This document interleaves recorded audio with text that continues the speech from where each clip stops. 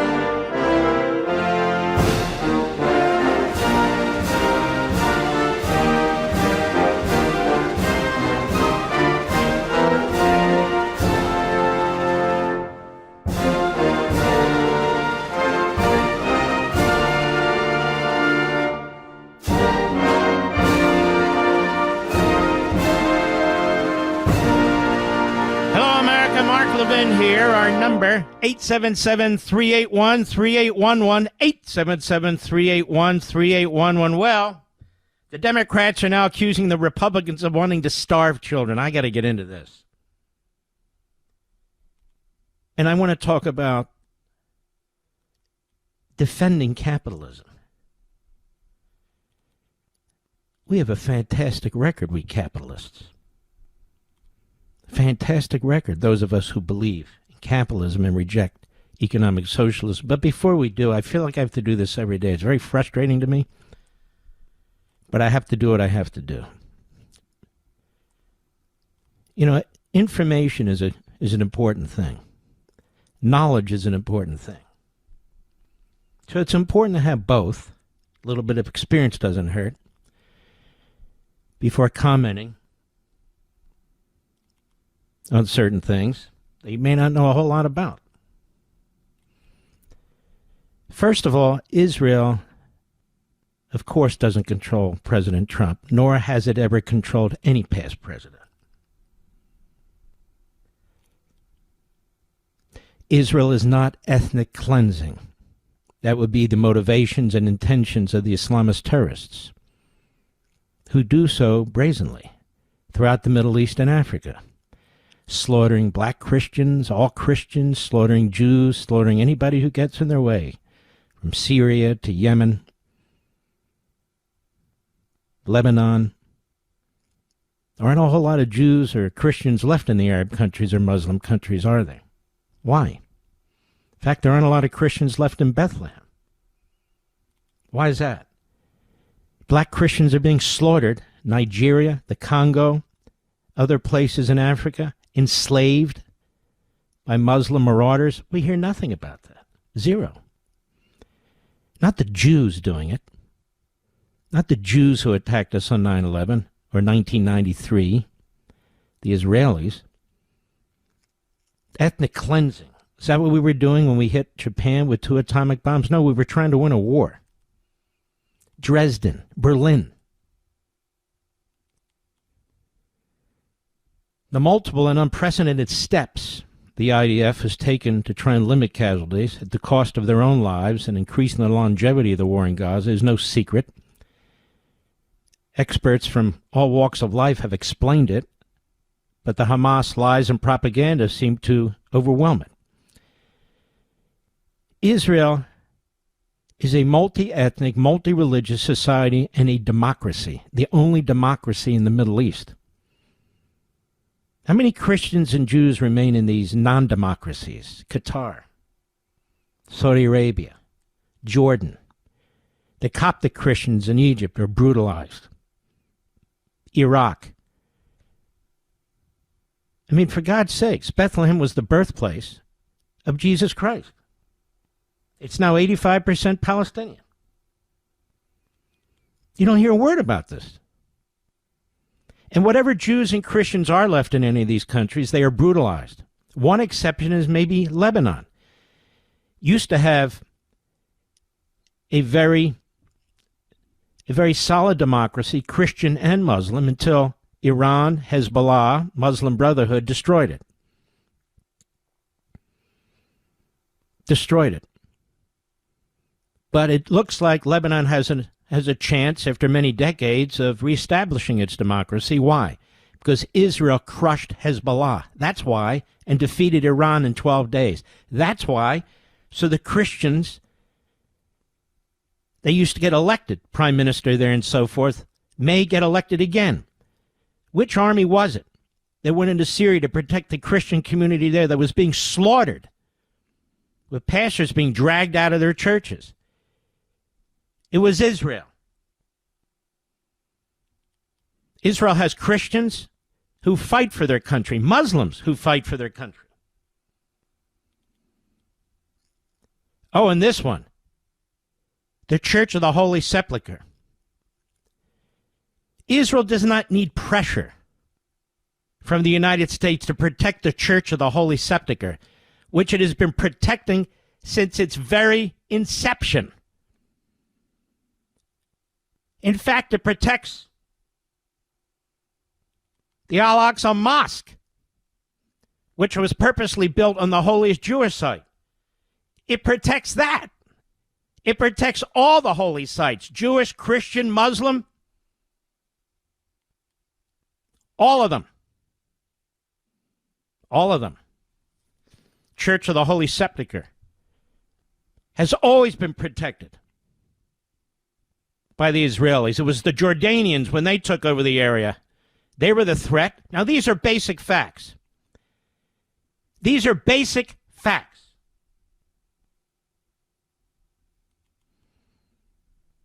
They are not being taught to our college students, apparently.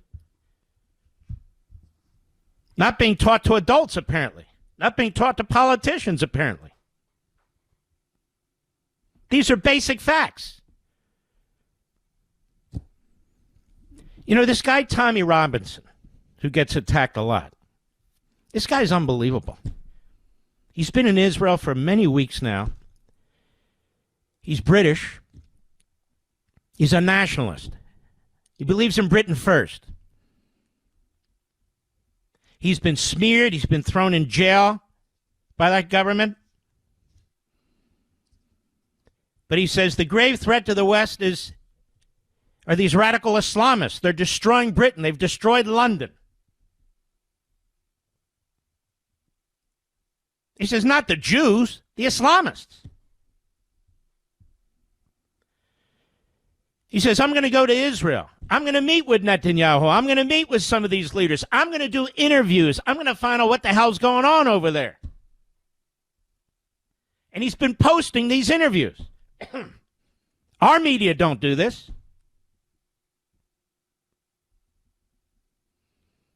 Our media don't do it. We got podcasters galore, spewing hate and filth. The only country in the Middle East where Christians are safe is Israel. And he does this fantastic interview he did the other day, and I just posted it, of a leading Christian podcaster, influencer, faith promoter, who talks about we're a minority in Israel. About 180,000 of us. If we were in any of these Arab or Muslim countries, we likely wouldn't exist. We join the IDF. We can do any job we want. We can go anywhere we want. They can become judges. They can become whatever they want. So can Arabs, by the way. These are Christian Arabs in the most case, but so can Muslim Arabs. Why aren't these stories being told by our podcasters? Why aren't they interviewing people like this? Why don't our think tanks talk about this? If they want to talk about Israel, they're obsessed with it. I have to spend so much time unraveling all this stuff. It's terrible. Absolutely terrible. Do you think I want to?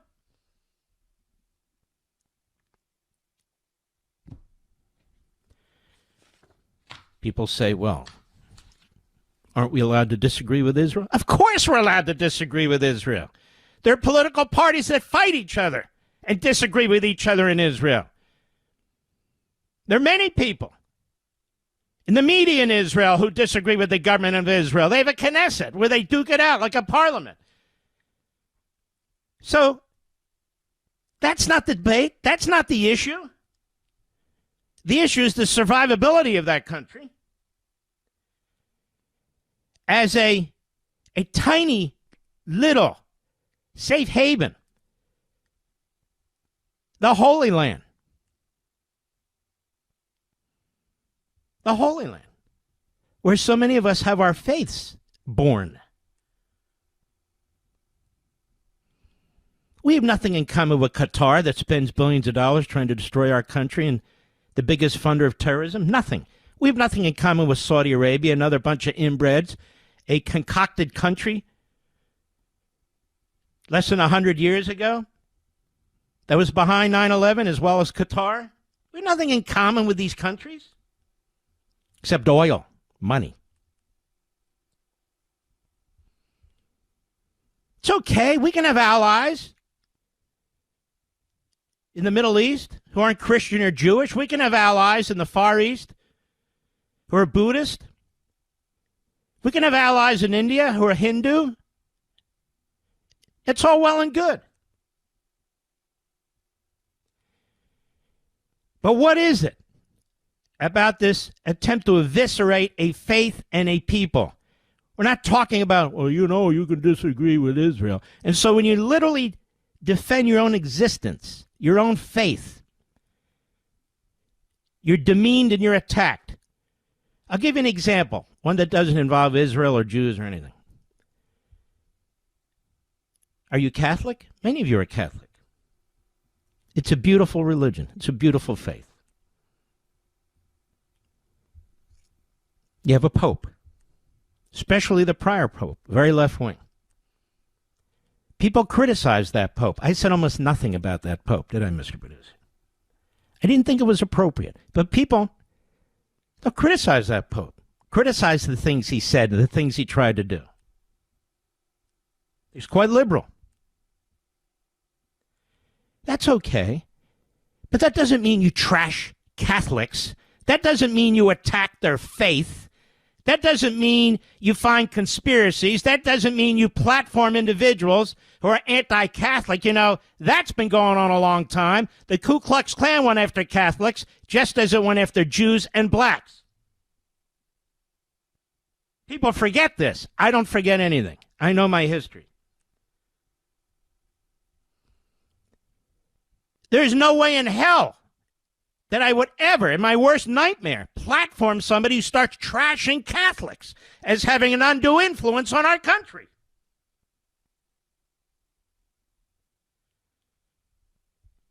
Even if I were to say something in which I disagree with a declaration from the Pope. That's not open to debate and discussion.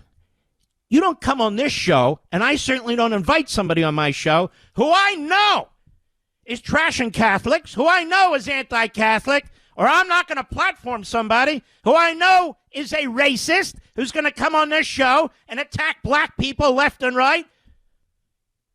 You don't have a discussion with people like that. I certainly wouldn't give them this airwave to be heard by millions and millions of people. That's not what we're talking about here. We're talking about base hatred. When somebody says that when the Jews were put in the ovens, it's like baking cookies. When somebody says that Hitler should have finished the job, when somebody says They're an admirer of Stalin. And on and on. How much worse can it get? When somebody trashes Christian Zionists, who are simply Christians who believe in Israel, in the state of Israel, not disagree with them, say they despise them. They despise them more than anybody else. That's a bigot. That's a bigot. And you know what? It takes people of real courage. These days, I'm afraid so. Shouldn't. 20 years ago it wouldn't, but today it does. It takes people of real courage to speak out against this. To speak out against it. And these are the people who should be getting awards for courage. And should be acknowledged and promoted. I want to give a special salute out to National Review, their fantastic editorial today, to Rod Dreyer, his fantastic column in Substack. Isn't that what it's called, Rich? I know Rod doesn't always like me. It's not about liking me. It doesn't matter. And Josh Hammer, who's under vicious assault for people twisting his words. And there are many others out there. There are tens of millions of us behind you who love Judaism, love Christianity, love our country, love Judeo-Christian values on which this country was based, and we will continue to promote it. We will continue to denounce those who seek to destroy it. I'll be right back. Mark Levin.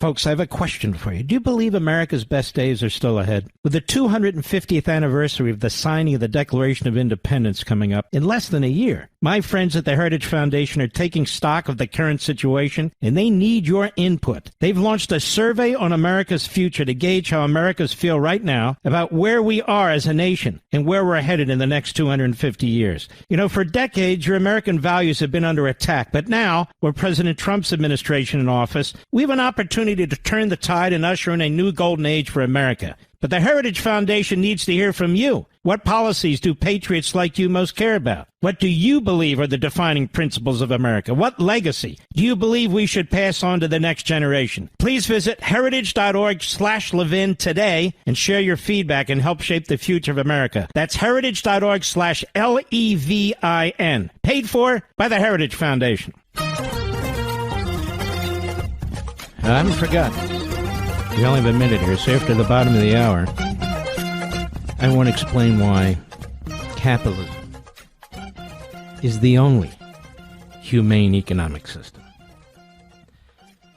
Why economic socialism is an inhumane economic system. Somebody needs to defend capitalism. Do you ever hear anybody defend it? Yet look around you, America. Look around you, in the most prosperous country on the face of the earth. Look around you. We don't all take it for granted, but many people do. They want to replace a vigorous, massive economy that employs more people, feeds more people, clothes more people, houses more people than any other on the face of the earth, with a welfare state. I'll be right back. We're coming upon the 250th birthday of the United States, and it has me thinking, what will America look like 250 years from now? My friends at the Heritage Foundation want to know what you think. What policies should America prioritize? What principles should carry us into the decades ahead? As America enters a new golden age, Heritage recognizes that this is the time to take stock and to be intentional about how we shape the future of America. And they can't do it without your input. So please go to heritage.org/LEVIN and let them know what you think is important. Without patriots like you stepping up and speaking up for what you believe in, America as we know it can't survive for another 250 years. Please go to heritage.org/Levin, heritage.org/LEVIN. Take the survey on America's future future. This survey takes less than 10 minutes to complete, but it is critical for making sure that the America we pass on to future generations is an America we're proud of. Go to heritage.org/Levin today. That's heritage.org/Levin. Paid for by the Heritage Foundation. Mark Levin, America's real influencer. Dial in 877-381-3811. Stephen Miller, wonderful guy. Longtime friend. Going back decades, right, Mr. Producer? When he worked on Capitol Hill for Michelle Bachmann, a wonderful, wonderful woman of deep Christian faith. He's got a wonderful wife, Katie Miller. And Katie Miller has been making some of the media rounds against some of the most atrocious, loud, obnoxious leftists one can imagine. What's this guy's name? Sink something or other? I don't know, Sink something or other. Big fat slop. Anyway. And what are they on? Piers Morgan's show? But I want to salute her for her courage, for standing up to these people, for calling them out. I mean, Stephen's got a real wonderful lady there. And we know them both, Julie and I, my wonderful lady and I. We need to engage. But, you know, the funny thing is, there's only ever going to be one Charlie Kirk. And I understand there are efforts by some to, quote-unquote, replace him in these various colleges and universities, and it's important for Turning Point USA. My friendly advice is just choose carefully who you use, because I fear some people want to use Turning Point USA to promote themselves and their own message. Now, that aside, nobody on a college campus can debate a student, a left-wing student, a hostile student, better than Charlie could. Nobody. I've been watching these clips.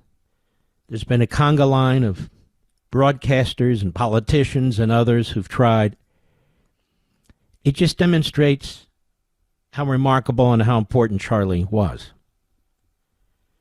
They can't keep up. Again, it's not a put down of anyone. But it just shows you certain people are irreplaceable. They just are. Again, it doesn't mean you had to agree with Charlie on everything. And Charlie would know that. Charlie didn't agree with anybody on everything. He didn't agree with me on everything, but he agreed with me on a lot. He sought me out when he was a young man, and I was thrilled to promote his books and his work and so forth. And I do that here for others as well.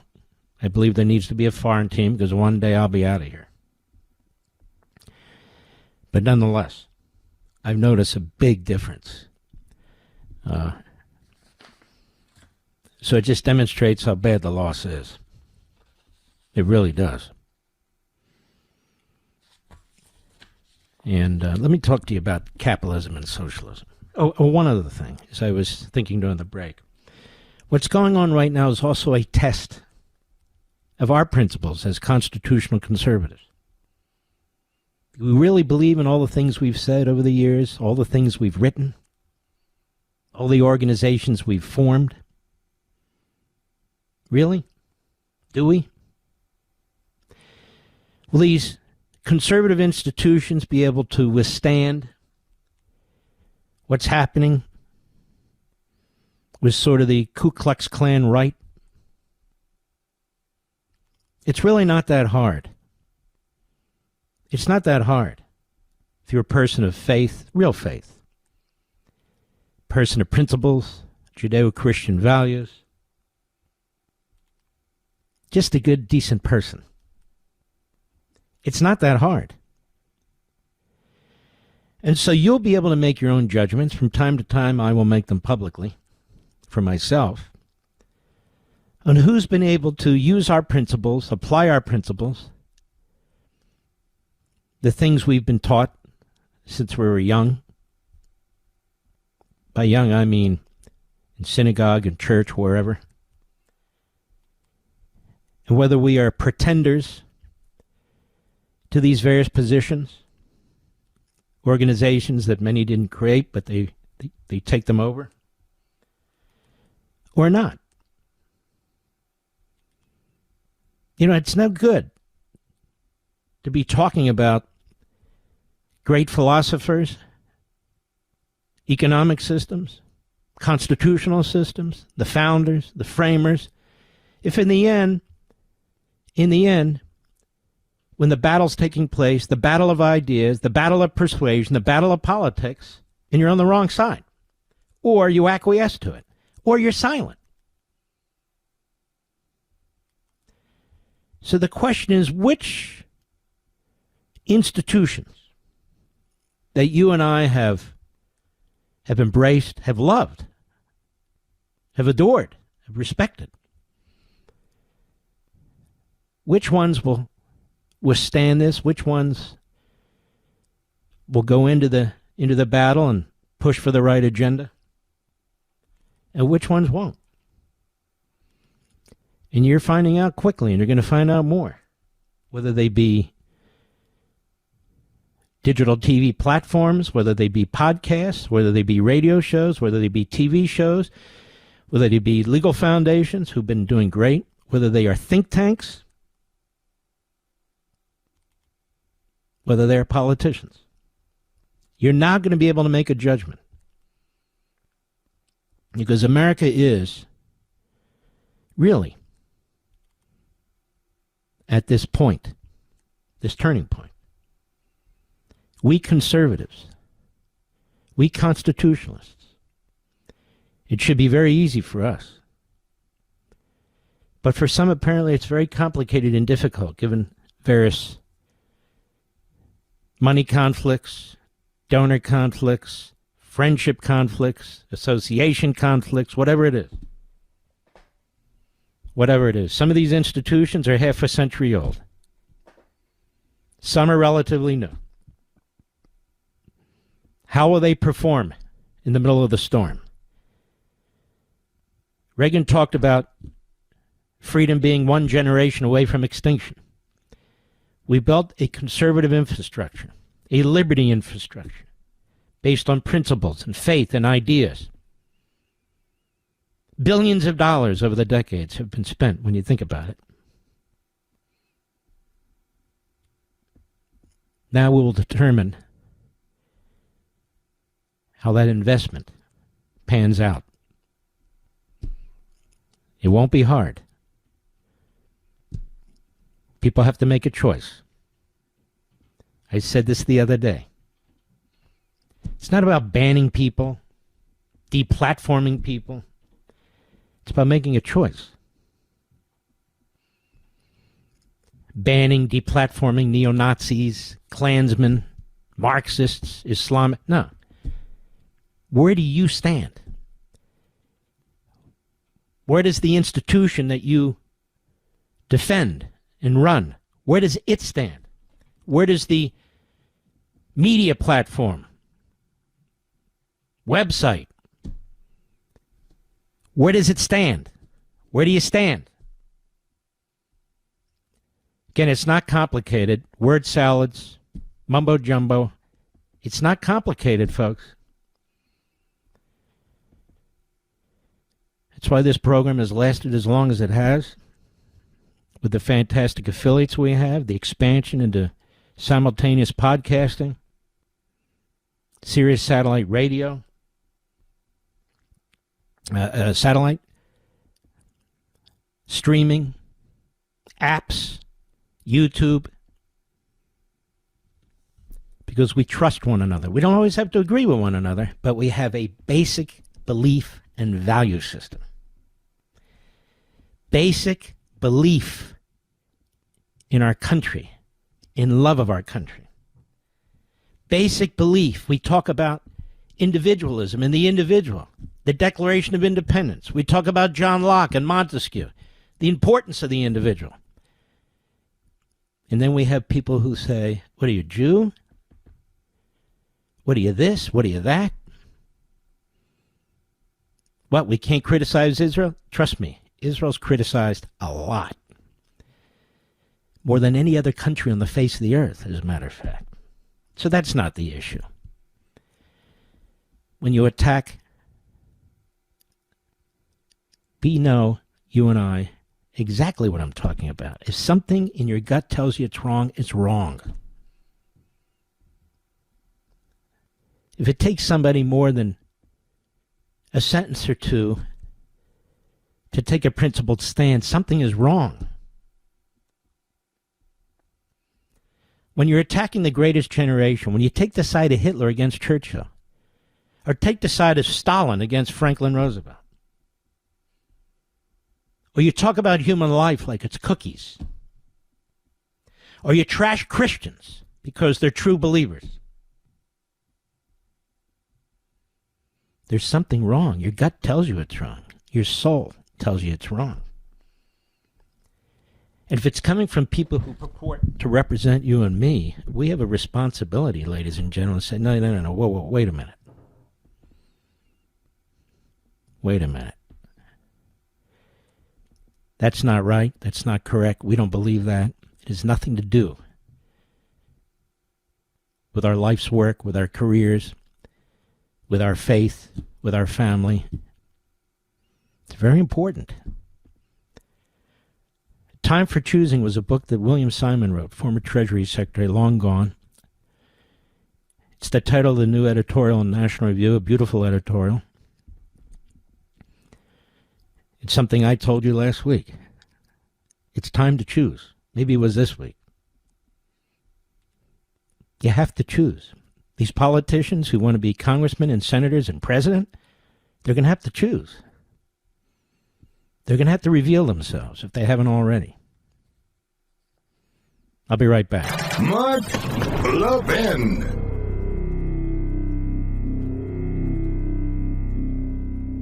Folks, I have a question for you. Do you believe America's best days are still ahead? With the 250th anniversary of the signing of the Declaration of Independence coming up in less than a year, my friends at the Heritage Foundation are taking stock of the current situation, and they need your input. They've launched a survey on America's future to gauge how Americans feel right now about where we are as a nation and where we're headed in the next 250 years. You know, for decades, your American values have been under attack, but now, with President Trump's administration in office, we have an opportunity to turn the tide and usher in a new golden age for America. But the Heritage Foundation needs to hear from you. What policies do patriots like you most care about? What do you believe are the defining principles of America? What legacy do you believe we should pass on to the next generation? Please visit heritage.org/Levin today and share your feedback and help shape the future of America. That's heritage.org/LEVIN. Paid for by the Heritage Foundation.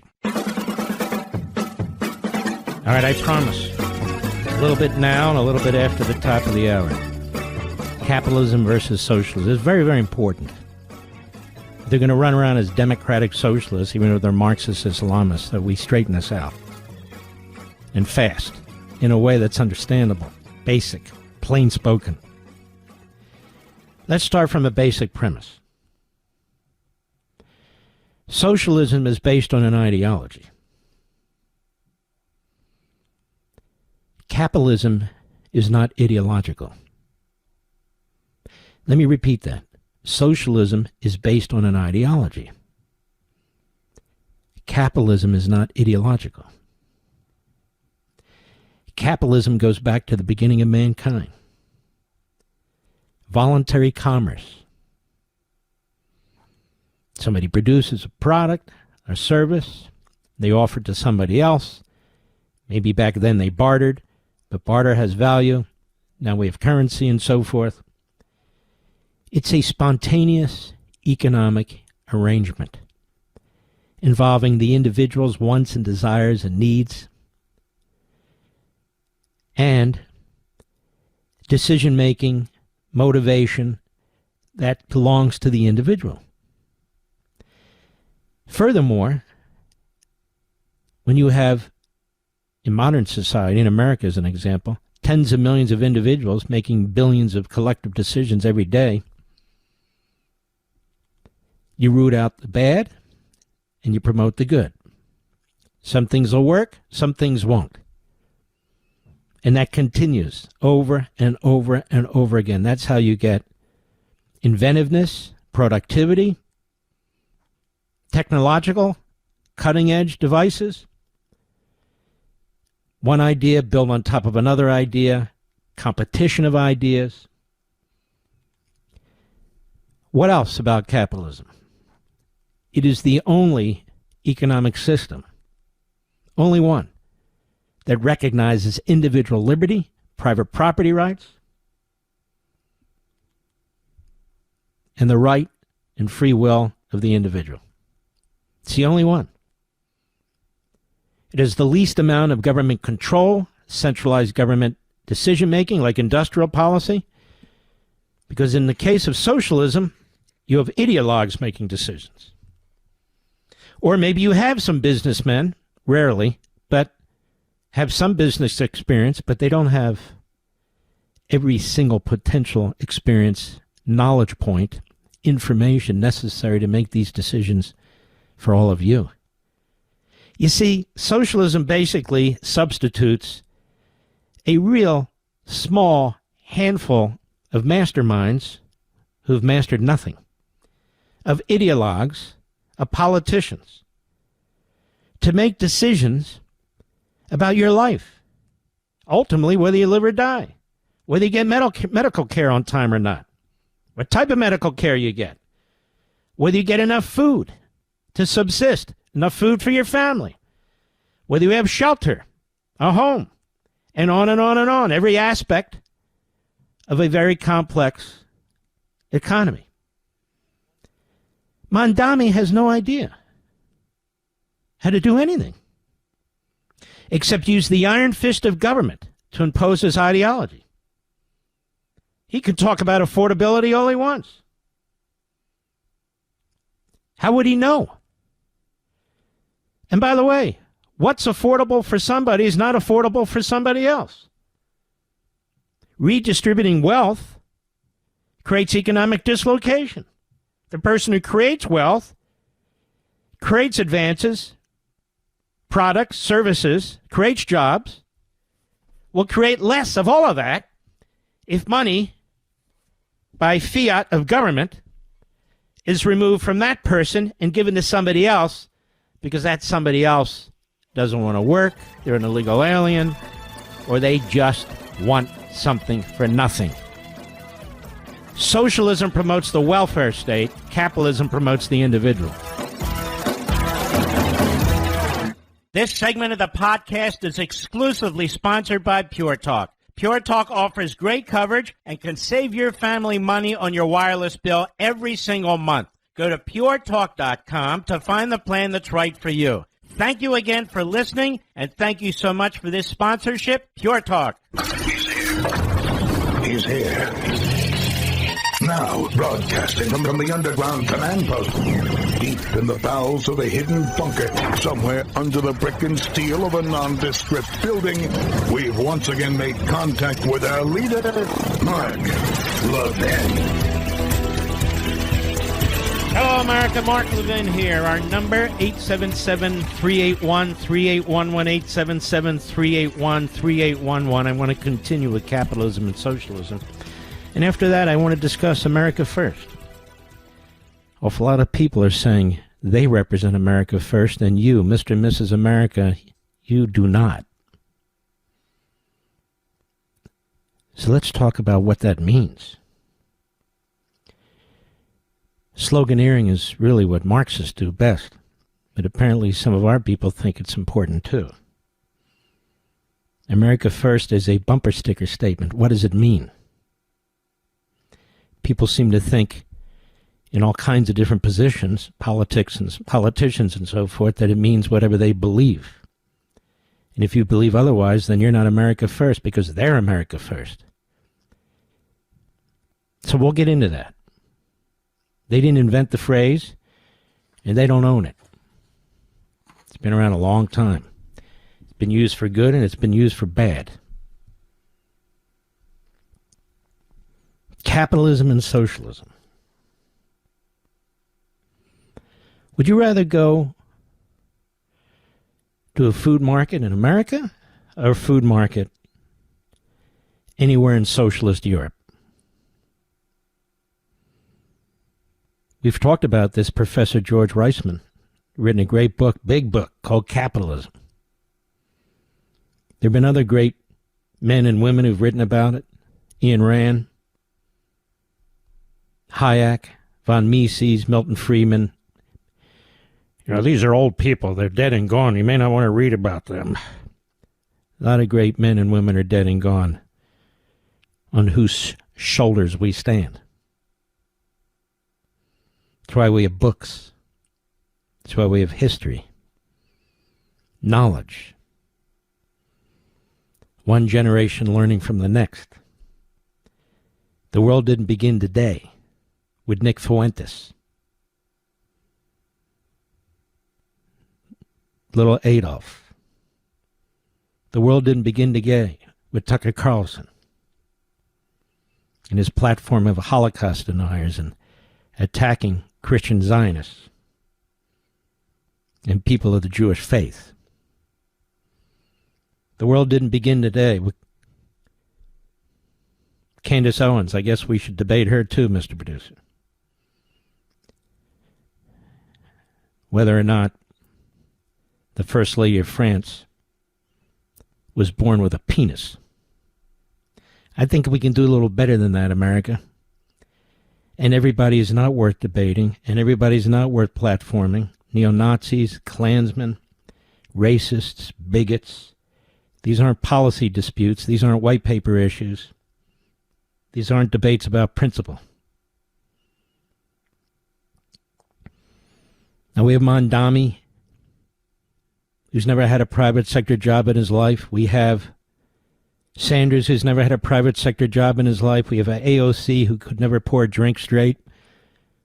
We have a whole bunch of people who know how to run our lives, who know how to run the country, who know how to run every single industry, who know how to be the employer and the employee, who know about the supply chain, who know about technological advances, experts in mathematics and physics, who understand profit and loss. They understand all the complexities of an economy, and they think they should run it through their ideology. This is the biggest problem with socialism.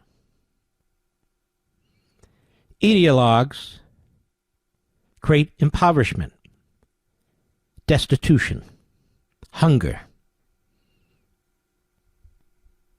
shortages, because it's not possible for them to know what the hell they're doing.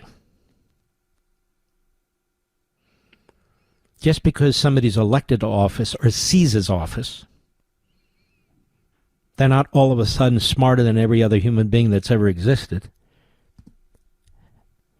and know how to run every industry. So they don't know how to run every industry. So they are driven by their ideology. That's what they rely on. And what does their ideology tell them? More government, more regulations, more taxation, redistribution of wealth. Well, that's not an economic policy. That's a governmental policy. That's iron-fisted police state government. What else happens? Well, things like your Bill of Rights disappear. Why? What happened during the pandemic? It's as if the Bill of Rights never existed. You were ordered to wear masks. You were ordered to stay 6 feet apart. You were ordered not to come out of your house. You were ordered not to go to a public place, not to go to a beach. You were ordered to shut down your businesses. You were ordered over and over and over again. Where you basically had pseudoscience promoted by bureaucrats and politicians that did grave damage to this country, did grave damage to the children of this country and their education. You had decision makers like teachers' unions. Teachers' unions, among others. You can't possibly deal adequately, let alone well, in a society, in an economy as big and complex as ours, or any really, if you're driven by ideology. Now let's talk about this Marxist ideology. See, I don't even call it a philosophy. Because in my vernacular, there's a difference between an ideology and a philosophy. A philosophy is a well thought out position about many things: ethics, morality, faith, the economy, so forth and so on.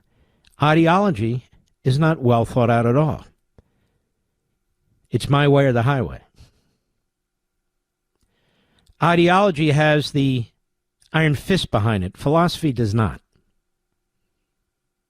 Philosophy is more theoretical. Ideology is more political. Just my own view, my own way of addressing both. Capitalism is not an ideology. It's not a philosophy. It's a reality. It's how humans interact. Centralized government in the imposition of regulations and taxes and rules by people who know nothing and can't possibly know everything is the exercise of raw power through government, through the law, through denying civil liberties, property rights, free will. The fundamental difference between economic socialism and capitalism. Marxism embraces not only socialism, but it takes it a big step further. The entirety of society must be rejiggered to accommodate the ideology. In fact, the human being must be made to fit into the ideology, which of course is an impossibility while there's so much slaughter and so many concentration camps in these communist societies. Not so with a constitutional republican capitalism. There is no single right way. If you want to be a moron and invest your money in something stupid, go for it. If you want to lose all your money, do it. If you want to take a risk, you think you got a great idea, do it. You could become a billionaire. You could employ tens of thousands of people, save tens of thousands of lives. That's a good thing. No wonder communist China has to steal our technology, has to steal our science. No wonder the vast majority of countries in the world that don't practice capitalism, that aren't republics or democracies, are dirt poor. Poor. Where the people have almost no liberties. Where they struggle every day to feed themselves. To scratch out a meal for their family. Look around you, America. Look around you, New York City. Those of you who are even giving a second thought to voting for this Marxist Islamist. I'm not even getting into the Islamist terrorist part. I'm just focused right now on the Marxist part. What basically Mamdani is calling for is a massive welfare state in the city. Through taxation and regulation, through the expropriation of private property. What is private property? Private property is the manifestation of your work, your physical work, the work of your brain, your intellectual work.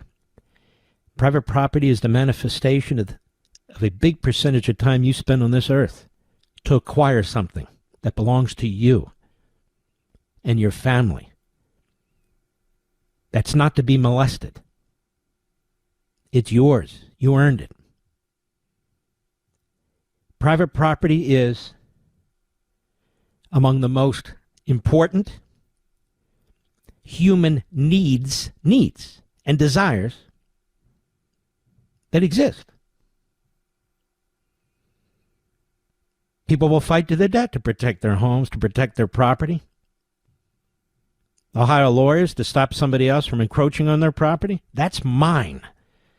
Is it because you're selfish?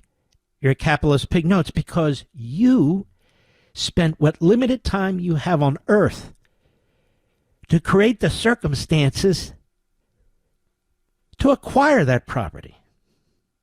And you will protect it, you will nurture it, you'll put it to the best use if you choose to. When you redistribute property, whether it's real property or products or something like that, or money that somebody else has earned, you basically zap the initiative, the motivation of the individual who creates it. And you create slovenness and laziness by the people you give it to, who didn't earn it, who did nothing for it but vote for you. This word affordability, that's their newest word. They always have some trigger word, some slogan. The city's unaffordable. Well, why is New York unaffordable? Some of the highest taxes in the world. Property taxes, income taxes, sales taxes. That resonates throughout an economy. Drives up the cost of everything.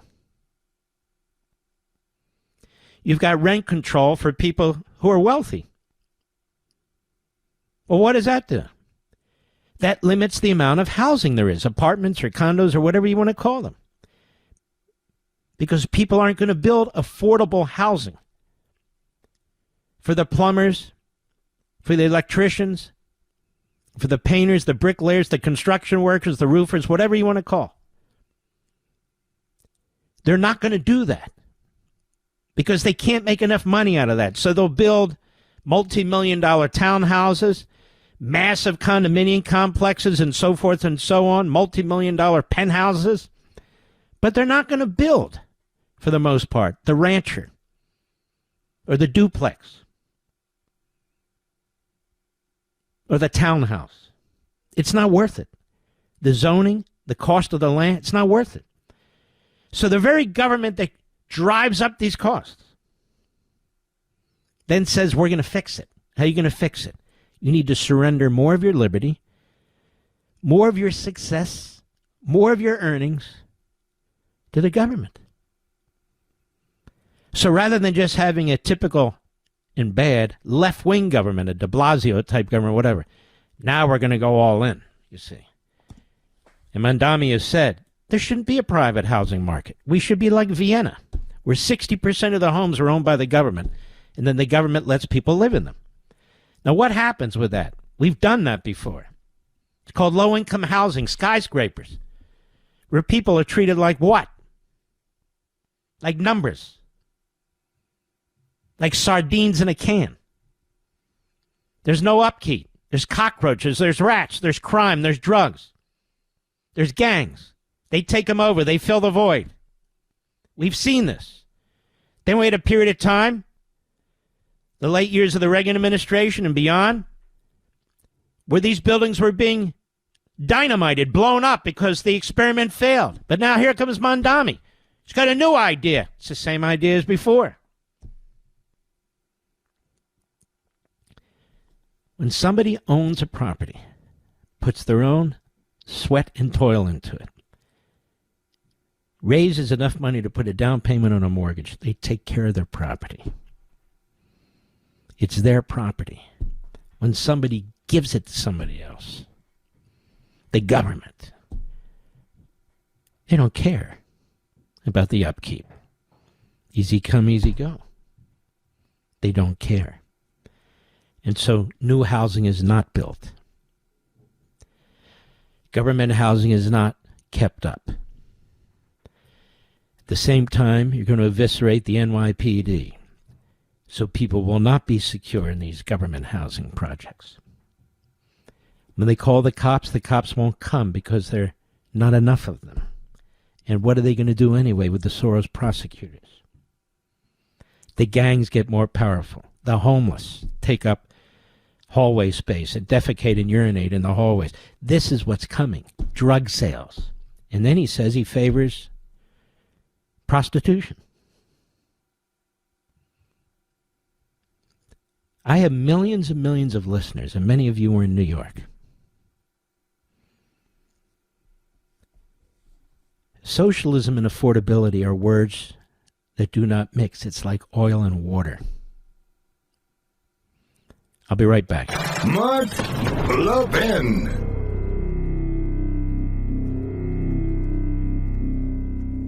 There's a reason I'm proud to say Pure Talk is my wireless company, because they don't just talk the talk, they walk the walk, especially when it comes to supporting our veterans. This month, Pure Talk is choosing to support Canines for Warriors, an incredible organization that rescues and trains dogs, then pairs them with veterans struggling with PTSD. These are men and women who serve with honor, but when they come home, that brotherhood and support network they had in the military too often disappears. Canines for Warriors steps up to fill the gap, giving these heroes purpose, companionship, and healing. That's exactly why Pure Talk, a veteran-led company, supports them. Choose a wireless company that shares your values, and with talk, text, and plenty of 5G data for just $25 a month, you could also be saving a ton of money. Go to puretalk.com/Levin to make the switch today. Again, go to puretalk.com/LEVIN and switch to America's wireless company, my wireless company, Pure Talk.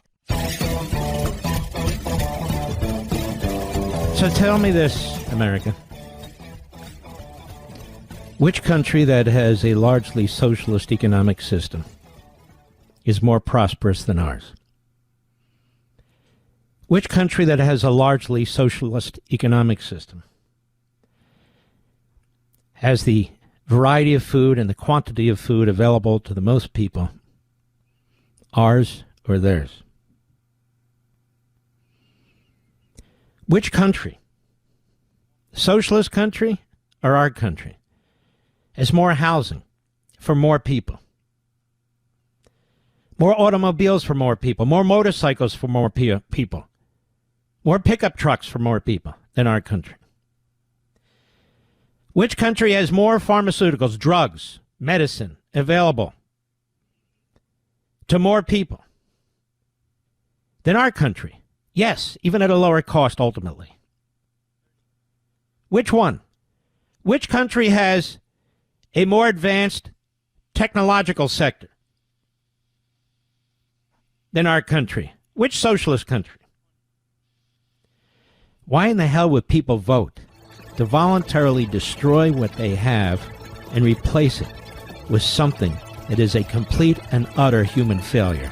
I'll be right back. There's a reason I'm proud to say Pure Talk is my wireless company, because they don't just talk the talk, they walk the walk, especially when it comes to supporting our veterans. This month, Pure Talk is choosing to support Canines for Warriors, an incredible organization that rescues and trains dogs, then pairs them with veterans struggling with PTSD. These are men and women who serve with honor, but when they come home, that brotherhood and support network they had in the military too often disappears. Canines for Warriors steps up to fill the gap, giving these heroes purpose, companionship, and healing. That's exactly why Pure Talk, a veteran-led company, supports them. Choose a wireless company that shares your values, and with talk, text, and plenty of 5G data for just $25 a month, you could also be saving a ton of money. Go to puretalk.com/Levin to make the switch today. Again, go to puretalk.com/LEVIN and switch to America's wireless company, my wireless company, Pure Talk. If you want to talk to Mark, we have two numbers for you to call. For regular Americans, call 877-381-3811. For liberals, call 877-381-3811. America first. What does America first mean? First, it means defining what America is. What's America? It's the greatest country on the face of the earth. Yes. Why? Because it was founded on Judeo-Christian principles. That's your Declaration of Independence, fused with the Enlightenment.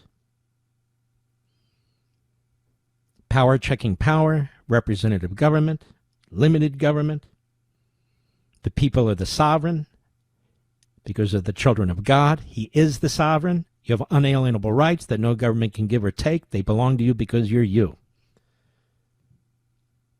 Free will, eternal truths, universal truths, Golden Rule, Ten Commandments as an example. It's the combination of these magnificent principles, some handed down by God, some through right reason, figured out by mere mortals.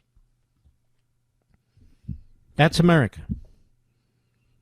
The Declaration of Independence, when you read it with this mindset, you'll better understand it. The Constitution, power checking power, how it works, the greatest governing document ever conceived. Federalism, power at the state and local level, where most of the domestic decisions should be made.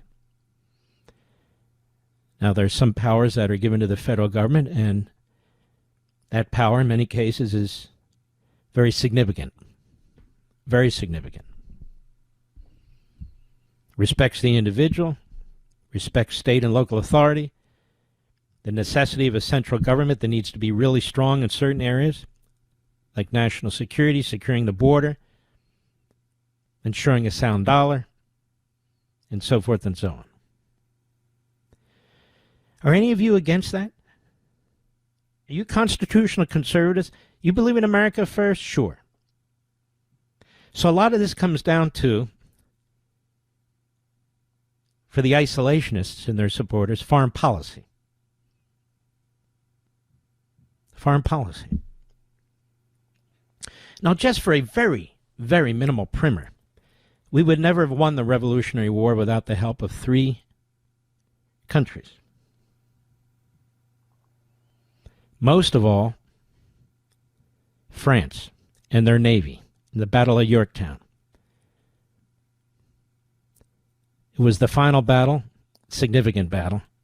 It was the major battle. Washington, Lafayette. The British military was considered the most powerful military at the time, considered to have the most powerful navy at the time. The French blockaded the British from entering the waters so they couldn't bombard the colonialists while they were fighting the British. The Americans, we also had help from two other countries, Spain and the Netherlands. Thank God they weren't isolationists. They viewed it in their best interest to prevent Britain from controlling much of North America. That's how those three European countries viewed it. That Britain was already powerful enough, it was getting too powerful. It was grabbing land that they felt belonged to them, or at least to the colonists, better than Britain. That it was in their best interest to do that. They weren't isolationists, but they were France first, Netherlands first, Spain first.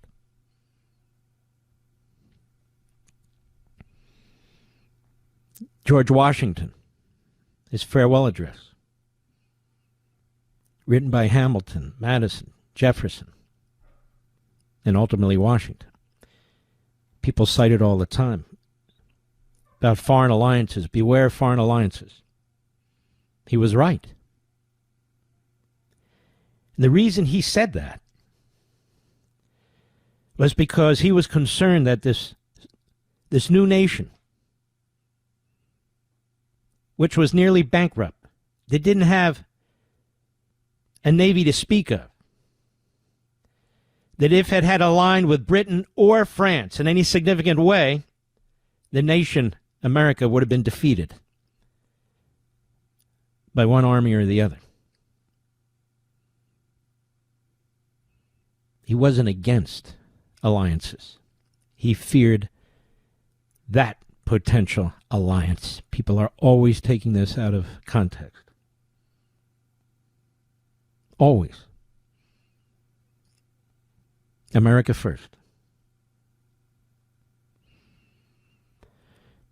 Foreign policy. Does Fortress America, as Reagan denounced it, does that enhance or diminish our security? That is, we will only defend ourselves if the continental United States or Alaska and Hawaii are attacked. Only then. We have no interest anywhere else. Seems a little extreme. Well, let's take it the next step. Mark, we don't mean that. We won World War II with the British and the Soviets. We lost hundreds of thousands of men fighting for feet, acres, then miles on the European continent, as well as obviously in the Pacific. Should we just have wrapped up and left after that? Leave it to the Soviets? Leave it to whomever fills the void? Assuring ourselves that we'll never have to go back because we won't be attacked again? Weren't we attacked at Hawaii? Hawaii wasn't a state at that point, you know. Didn't they almost take out our Navy? If our aircraft carriers had been there, we could have easily lost World War II in 2 months. The whole West Coast would have been open to the Japanese. Could you imagine if all of our military were here and not spread out throughout the world? If we didn't have forward bases, whether in Europe, the Far East, the Middle East, other parts of the world? Can you imagine? Where will we get our intelligence? How quickly could we move our soldiers, our Navy, if we had to, if we were attacked? And we've been attacked many times in our history. Particularly in the face of the communist Chinese that are building up for a massive war in alliance with the North Koreans and the Iranians and the Russians. Is it America first to pretend that's not happening? Is it America first to claim we don't get involved in war here, even though other countries do? Is that America first? Is it America first to treat our allies with disdain? To claim that we're sick and tired of them and sick and tired of giving them money and arms, and what do we get in return for it? When they are fighting our enemy, the people who attacked us on 9/11, the people who attacked us in 1993, the people who hit our Pentagon, central Pennsylvania, the people who are plotting to attack us again, which is why we spend billions and billions of dollars on national security to protect the homeland, on counterterrorism. Counterterrorism against whom? Against the Islamists, that's whom.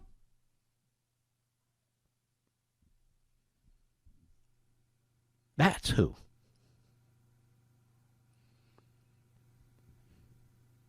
Does it really make sense for America first to keep trashing the isolation of the state of Israel, the elected prime minister, the one democracy there, the only democracy there, and to befriend Qatar that helped support 9/11 and to befriend Saudi Arabia? Does that make sense? And now Turkey? Does that make sense to you? Is that America first? By the way, as a little footnote, every dollar Israel gets from us, it doesn't go to Israel. That money is spent in our country, on our companies, for the arms that we manufacture, that we ship to them. And that $3 billion in a $7 trillion budget, isn't it funny how they focus on that endlessly? The Israelis are now ahead of everybody else in laser warfare, which is going to change the game completely. And they're giving it to us without charge, without anything, because they are a technological powerhouse. We're going to build a golden dome. Despite what our politicians say, we're going to need the technology that's been developed by the Israelis, because they're the only ones who've done it. But that aside, does it matter not at all that we have a shared belief system? That they are defending the holy sites from that enemy? The holy sites from that enemy? Not just Jewish sites, but Christian sites too. Vice President said, I want to make sure the Church of the Holy Sepulchre is protected. He doesn't have to make sure of anything. It's been protected long before he ever showed up in Israel, long before the Trump administration, long before the Biden administration. The Israelis have been defending that holy site and every other holy site with their men, with their women, with their arms. They even protect the mosque that was built on the holiest Jewish site for the Palestinians. America first, they say. Since when is America first isolationist? Didn't we hear about this in the 1930s? Cost us hundreds of thousands of lives. Attack on Pearl Harbor. That's not America first. As Ronald Reagan said, who destroyed the Soviet Union without firing a bullet. Fortress America is a disaster. It's a national security suicide. Suicide policy. That's not America first. That doesn't mean we're interventionists or imperialists or colonialists, like the Marxists call us, or the isolationists or the radical libertarians. We're none of those things. Sounds to me like they hate America first. I'll be right back. Mark Levin.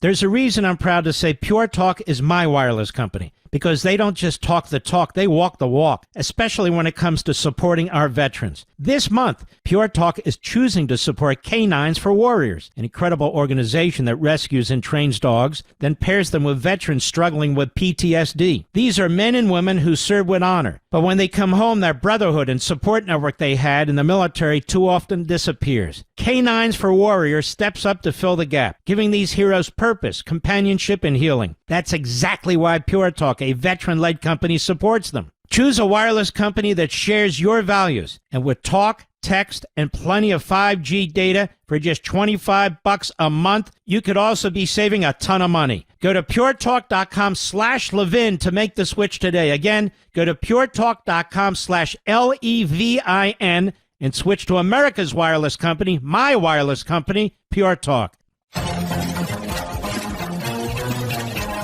Who is it who's protecting the Christians in the Middle East as best as they can? Is it the United States military? No. Any of the European countries? No. It's the Israelis. And who are they protecting the Christians from? The Islamists in Syria, in Lebanon. We're not doing anything. So when people say, in a self-serving way, faith, family, country, well, do they mean it? Faith? Christianity doesn't end at our borders, you know. It was born in the Holy Land. Jesus was born in Bethlehem. Bethlehem has now been taken over by the Palestinians, and the Christians have been pushed out. The Israelis don't control that territory. You ever hear anybody talk about that? America first, baby. I'll be right back.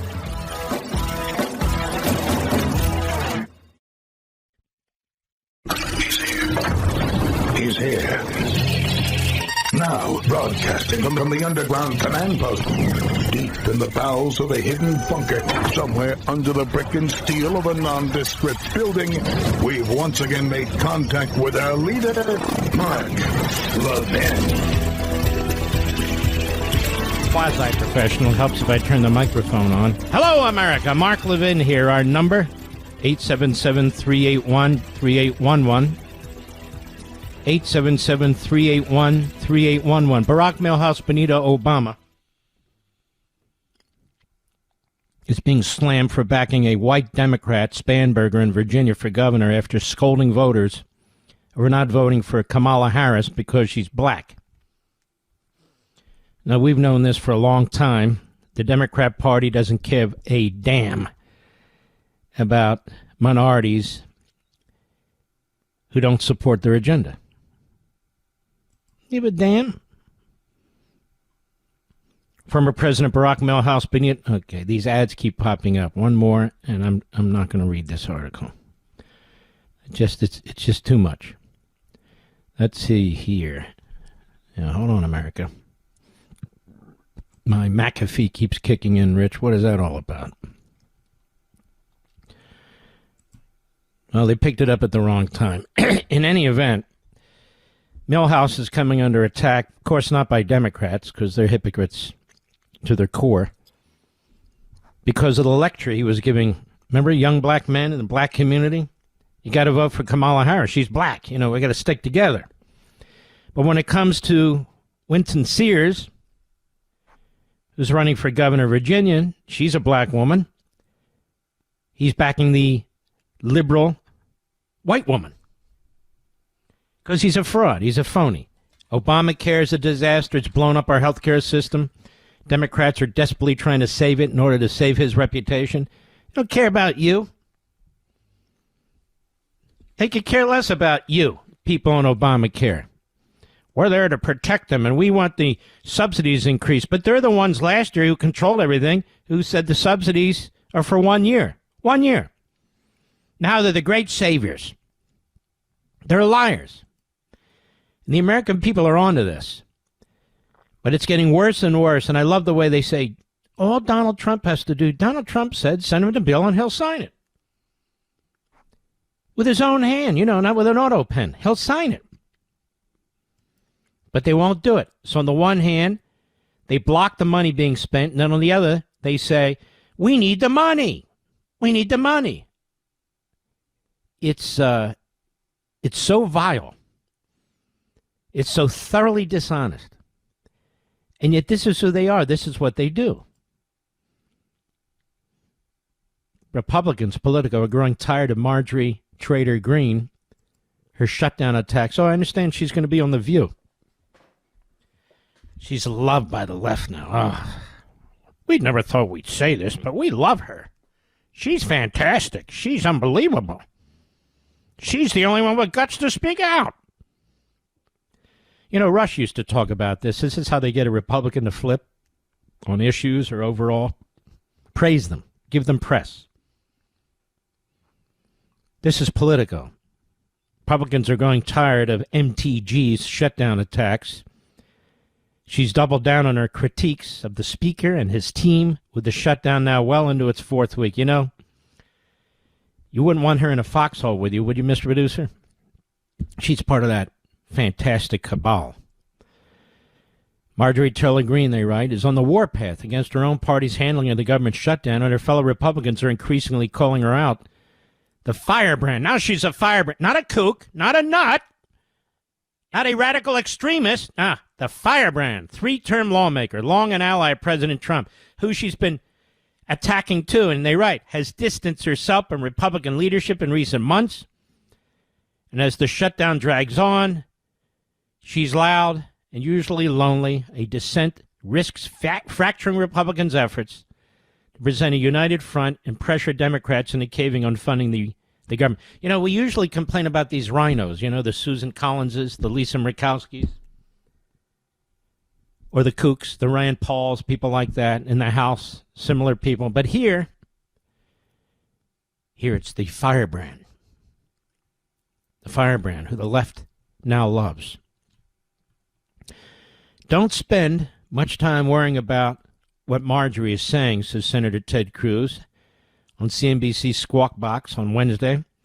Well, a few other Republicans have criticized the party's approach to the shutdown. Greene has been the loudest and most prominent detractor. She's focused on expiring Affordable Care Act subsidies, Obamacare, which Democrats have made their central demand, and accused her party of ignoring They're not ignoring anything. President's not ignoring it.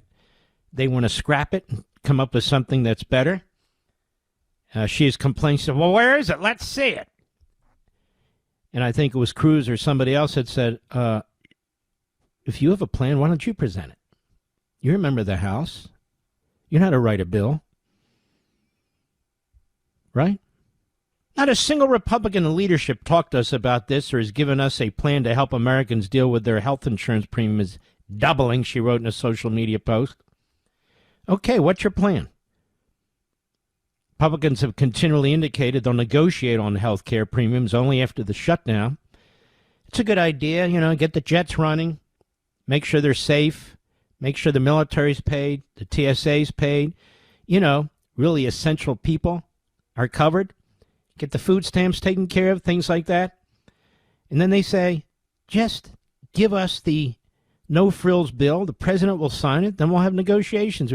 Now, says the firebrand. Now. Bless her heart. That's an absurd statement, said Mike Johnson, who's really been fantastic, by the way. And he's been a conservative activist his entire adult life as an attorney, litigating on the Constitution and free speech and so forth. So he doesn't just come out of the woods. Bless her heart, an absurd statement, he told CNN. Green has only ramped up her critiques of the speaker and his team. This is what she does. It's like the Saul Alinsky tactics, remember? Focus, personalize, attack. In fact, that's what this whole cabal does. Catarlson, little Ada Fuentes. Fuentes! We're not going to be bullied anymore, says the 4'8". What is with that funeral suit he keeps wearing, Mr. Producer? Have you noticed that? Shouldn't he just put on a brown shirt and be done with it? I know he can't actually grow a Hitler mustache, given his prepubescent permanence, but nonetheless, give it a shot there, boy. Give it a shot. Senator Bernie Moreno, I like this guy. On CNN late Tuesday, called on Green to put her own health plan forward, that's it, and stop attacking her party. I like her. She came out of Ohio a few times, he said. She's certainly able to write a bill herself. Like if this is something she's passionate about, put pen to paper, write a bill, present an option. Don't just criticize what other people are doing.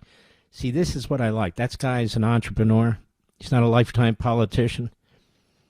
He's a great senator from Ohio. Bernie Moreno. What an honor to endorse him.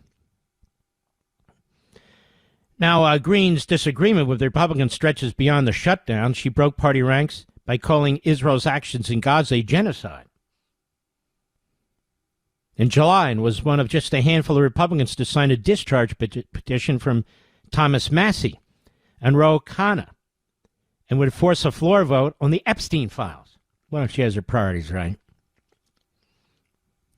Epstein files. Mm-hmm. Yes, and Israel's committing genocide in Gaza. Mm-hmm. I think she's flipped. I think she's gone. Pretty close. On fundamental issues like this budget battle, on health care, I think she's flipped. I think she's gone.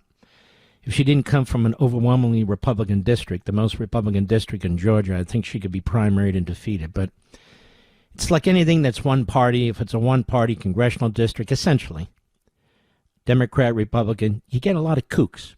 You get a lot of loons.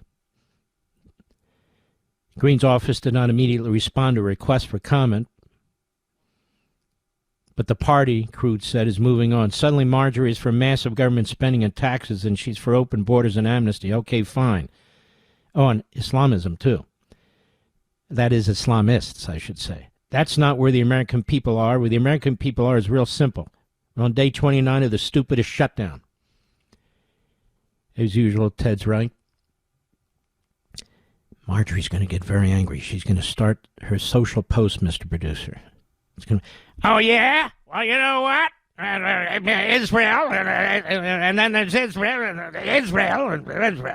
I'll be right back. Mark Levin.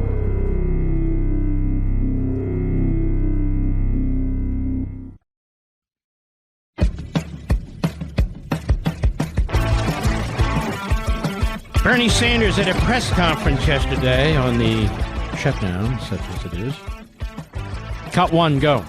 Senate Democrats are continuing to reject the House-passed CR to open the government, but since Congress does have the power of the purse to fund the government, how do you justify blaming Trump to fund all these various aspects of government when it's Democrats who continue to vote to keep it all shut down? This is, why don't you read this? What this is congressional mandate. It is acknowledged by the Trump administration. What they are saying is, we acknowledge that there are over $5 billion in a fund that in the event of a shutdown will be released in order to continue the stop. You're a dumb old fool, really. $5 billion. It'll last about 7 days. And that $5 billion is not intended to pay for the antics of the Democrats. It's an emergency fund for, like, a natural disaster, a possible hurricane or tornadoes or that sort of thing. It's not to fund the antics of the Democrats. Excuse me. Shut up, old man. Somebody needs to finally tell him that. Bernie Sanders, you know, Mr. Producer, I think when Fuentes, I think when little Adolf, and he's about 97 years old, he'll be very much like Bernie the Red, except Bernie the Red actually, is about 6 feet tall, so forth. Little Adolf is not. And prepubescent little Adolf,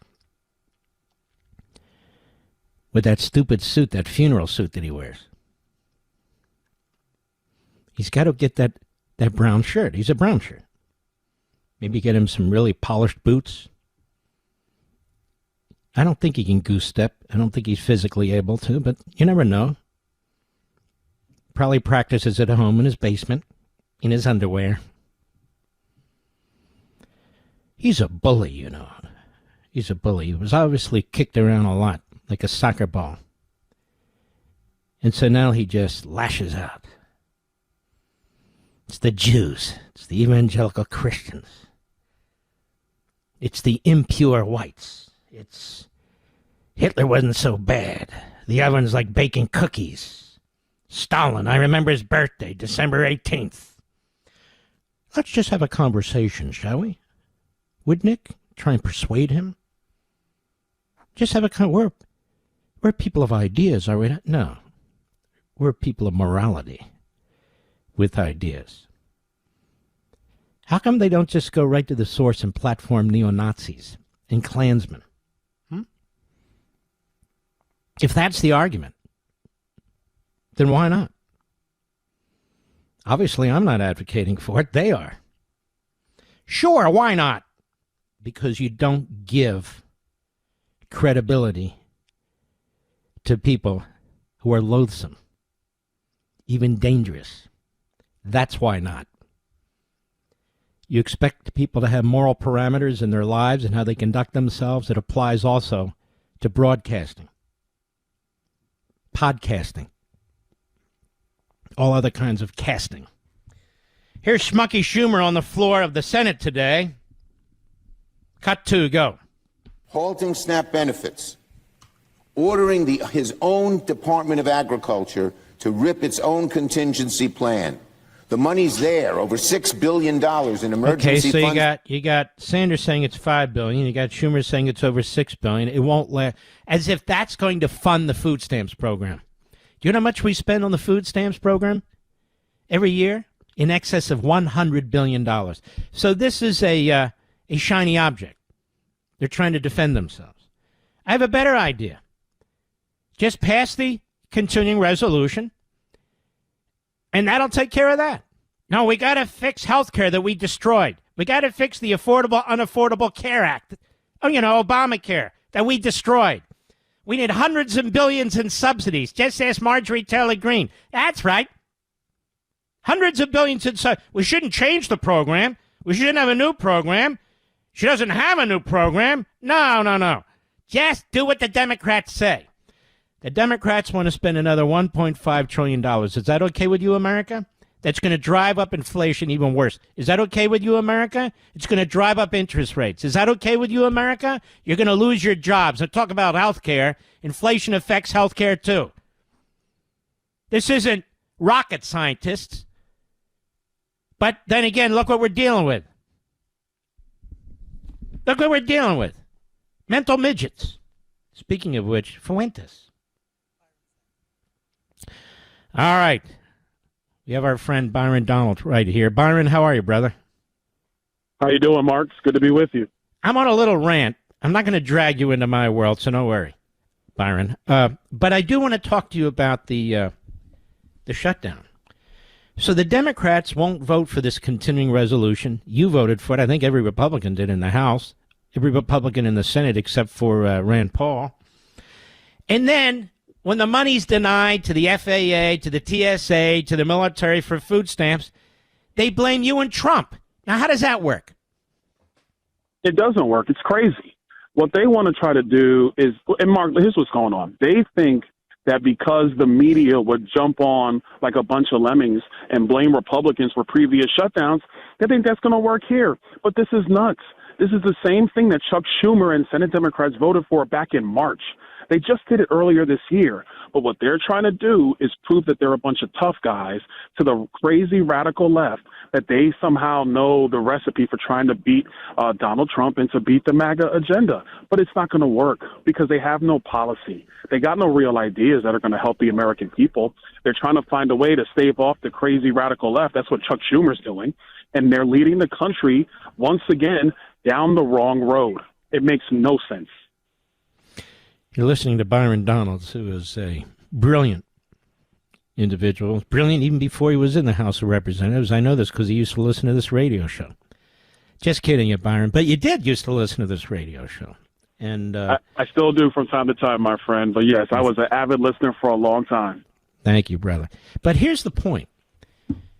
They want to fix health care, they say. The Affordable Care Act, Obamacare, it's unaffordable. They blew it out during the pandemic. They expanded it. They increased the benefits, increased the number of people who come on. It's imploding. It never worked from day one. They said they were going to cut premiums $2,500. They lie about this. And then they want hundreds of billions of dollars to subsidize it, when last year they're the ones that put a one-year cap on subsidies. I got to take a break. I want your response to that. I want the American people to understand how devious that party is. We'll be right back.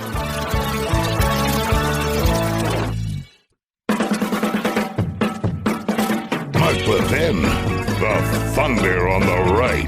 Call in now, 877-381-3811. So we're here with our buddy Byron Donalds. You know, Byron, that whole healthcare thing, they blew it up. Obama blew it up. Now they need massive subsidies. The premiums are going through the roof.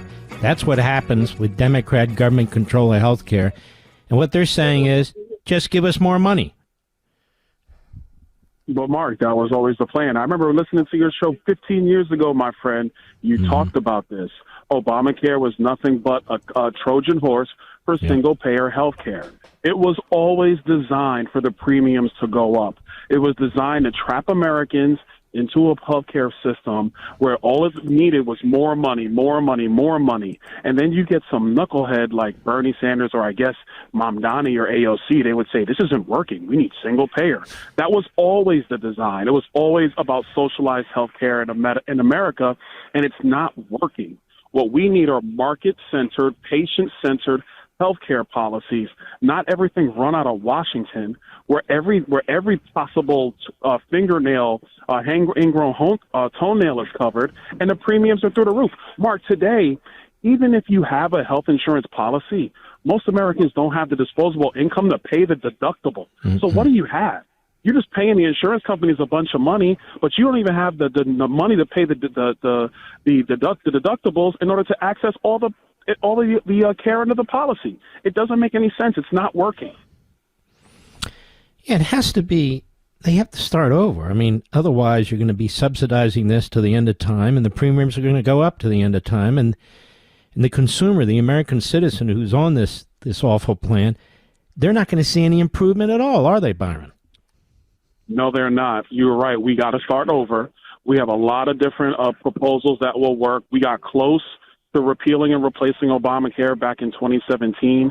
That law needs to go. It was never designed to work. It was only designed to trap the American people in more and more expensive health care policies. And that's where we are today. Mm-hmm.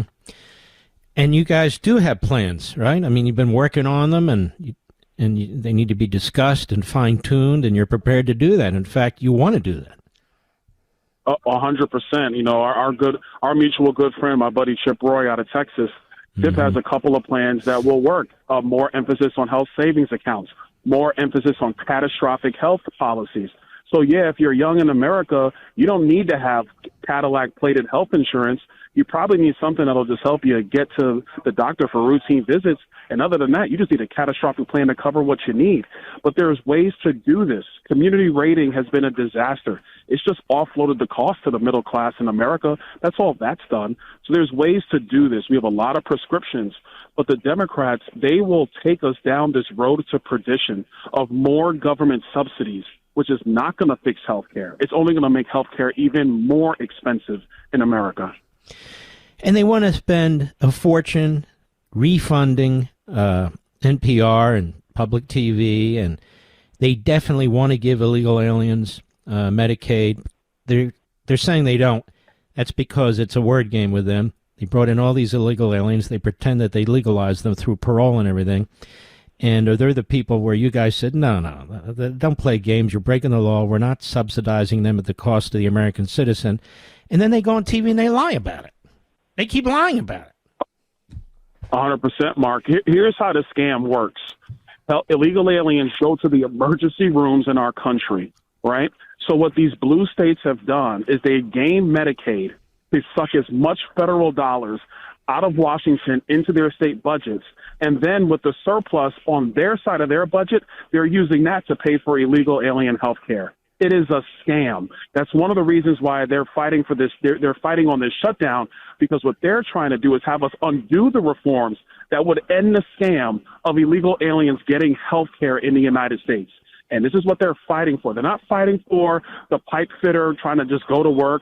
They're not fighting for the sergeant or the lieutenant in our army or the guys who are busting their hump running air traffic control in the country. They're fighting for illegal aliens, and it's sick.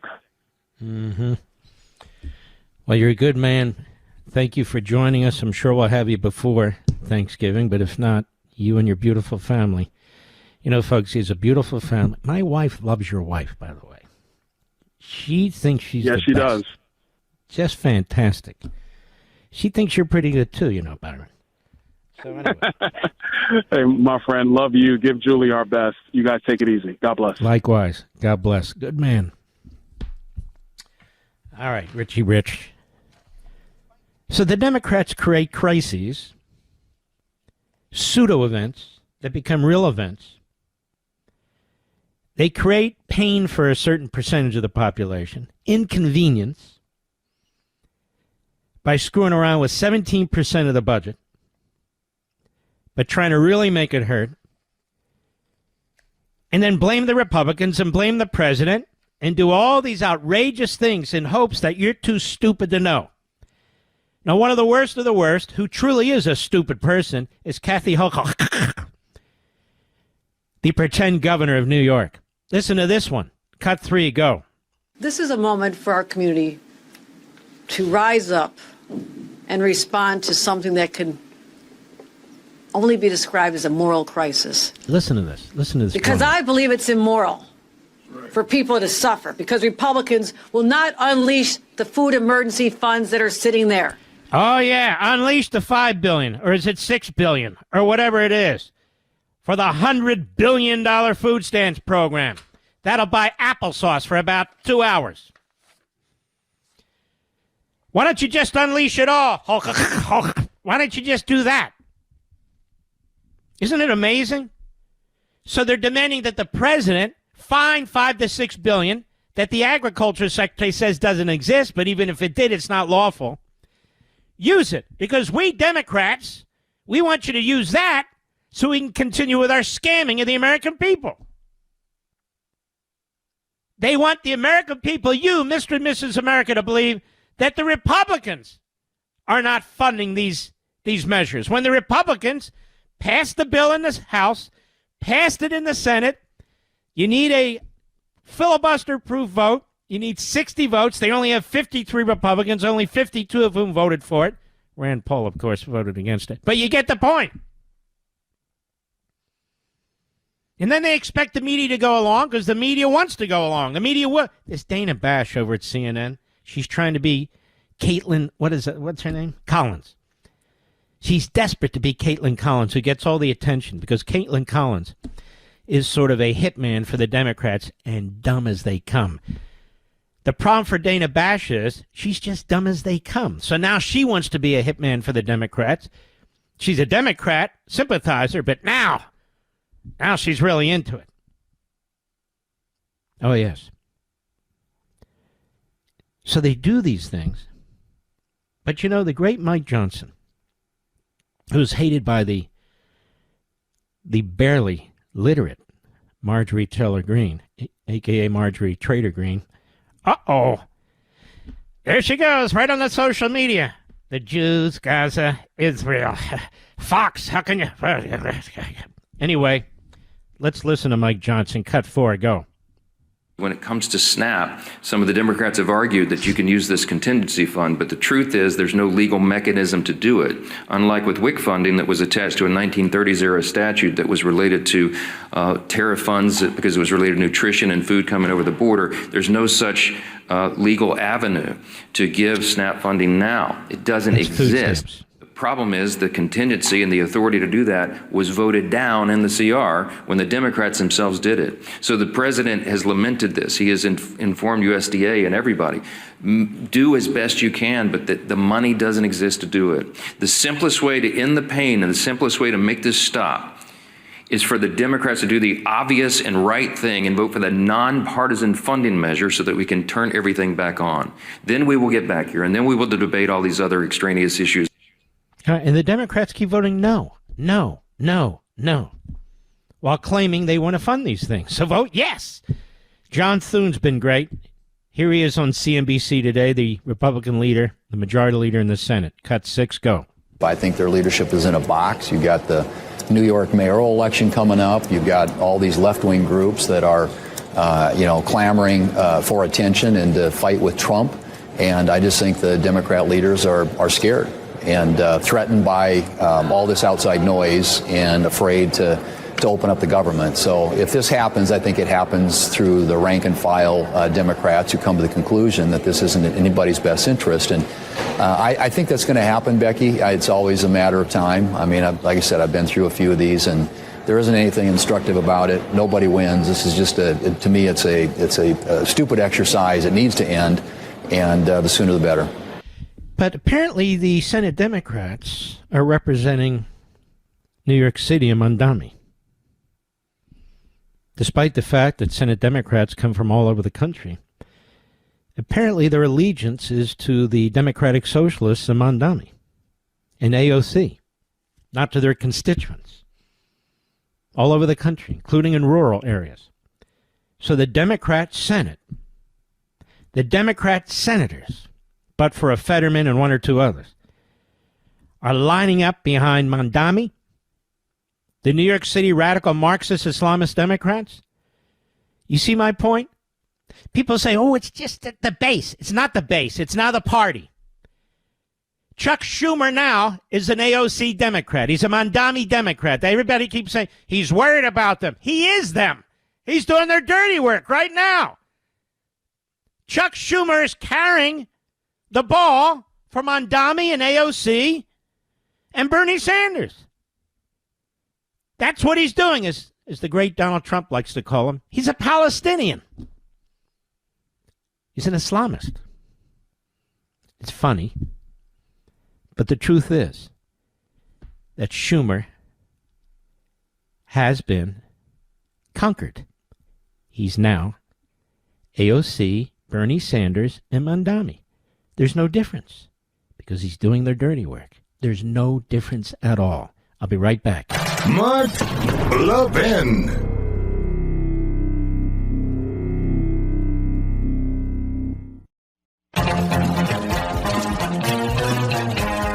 Don't worry, folks. Those of you who follow me on Twitter and elsewhere, we get an enormous number of foreign bots posting comments and so forth and so on. So don't be sucked into that. But we know this is a matter of fact. It's an enormous number of foreign bots who swing right in. I can post and say it's a sunny day. I say, oh, the Jew, Israel first. So Just making you aware of it. And don't get me wrong, the two threats I've had on my life have been from white supremacists. White supremacists.